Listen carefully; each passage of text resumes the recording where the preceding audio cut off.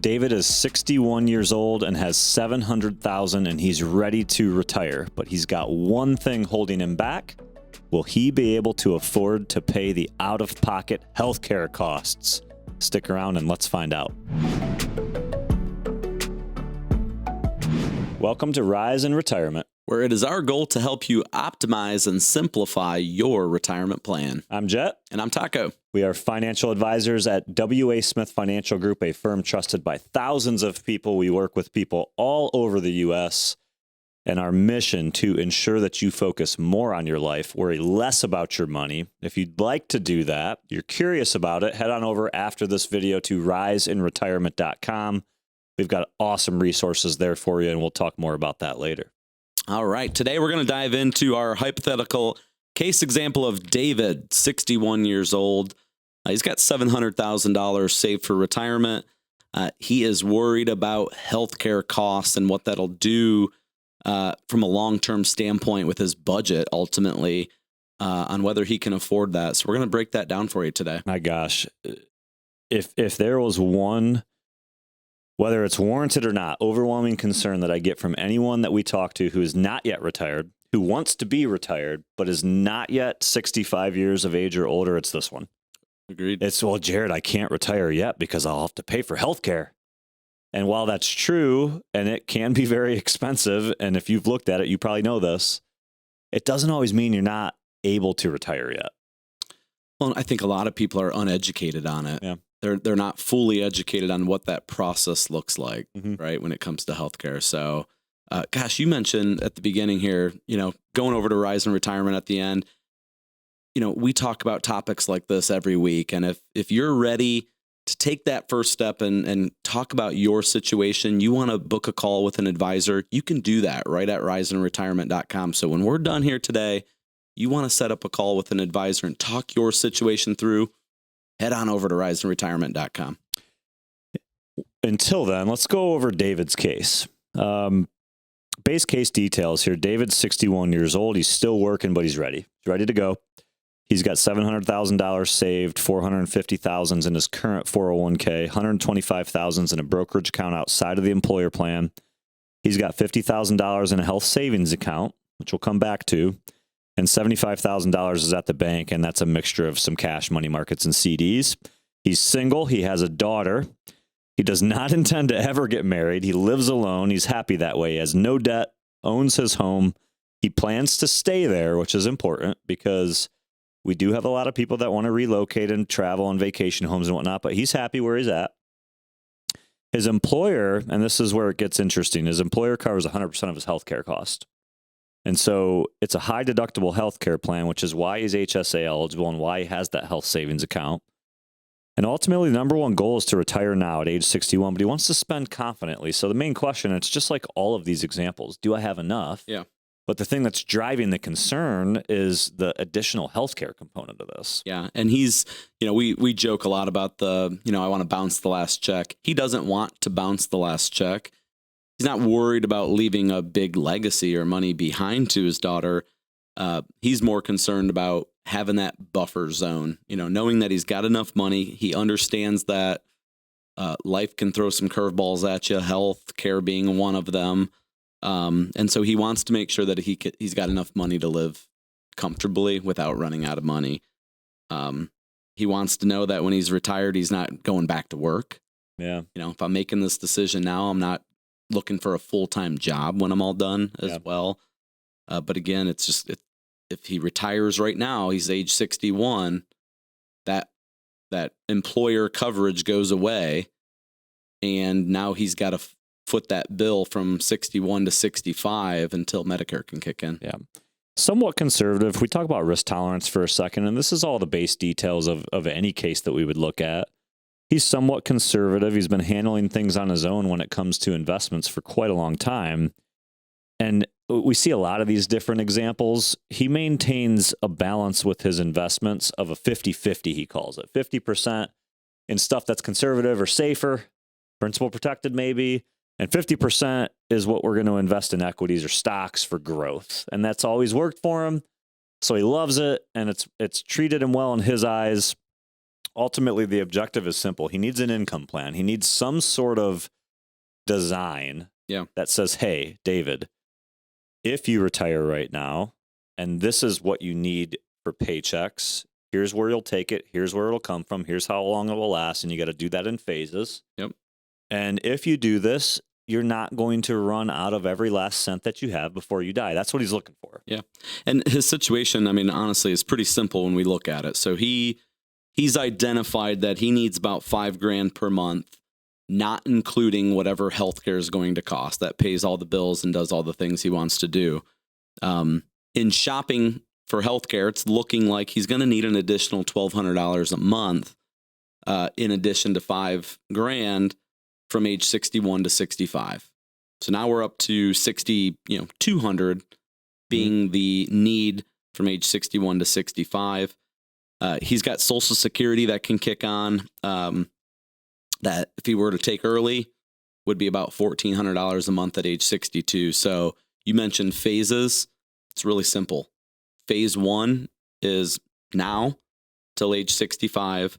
We have a gap of $4,800 a month. Okay. Ultimately, that he has to take from his portfolio. So he's got to take $4,800 a month from $700,000. Correct.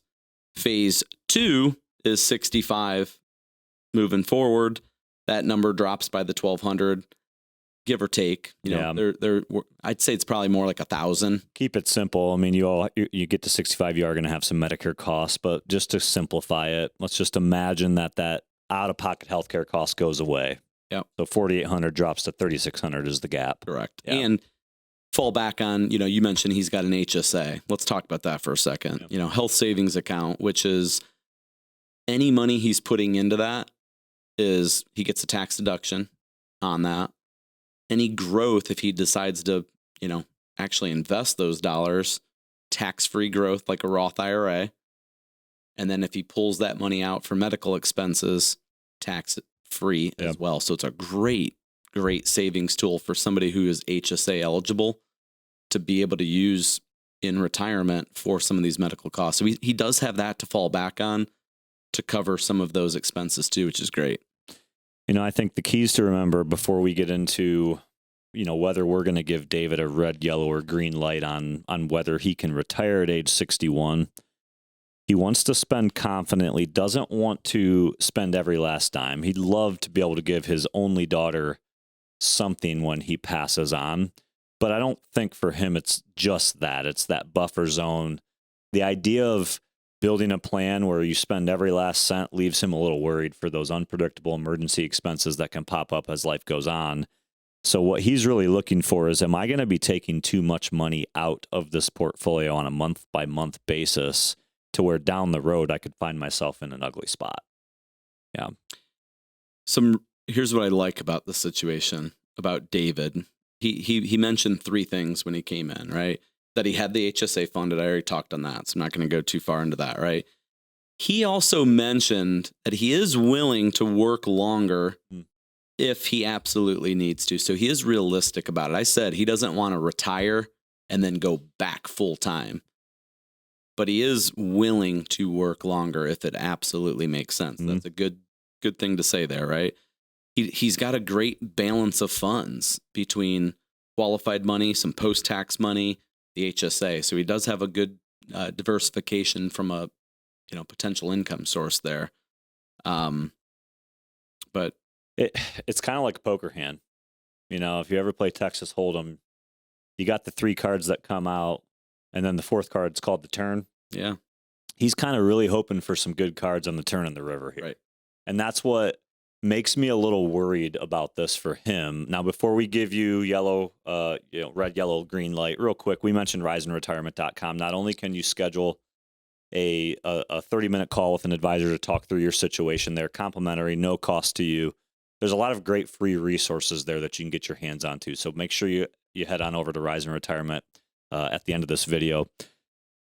What light are you giving David here? What's your thought here? Yeah, I think it's like orange.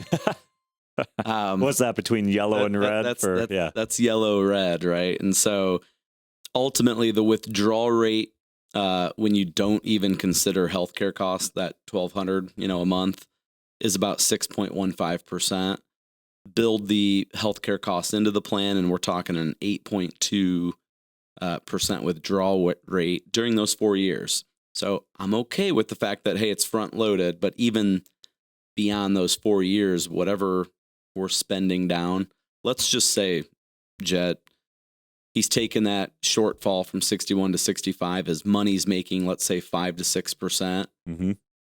At 65, he's got about 600 grand left now. So he just 100 grand went away.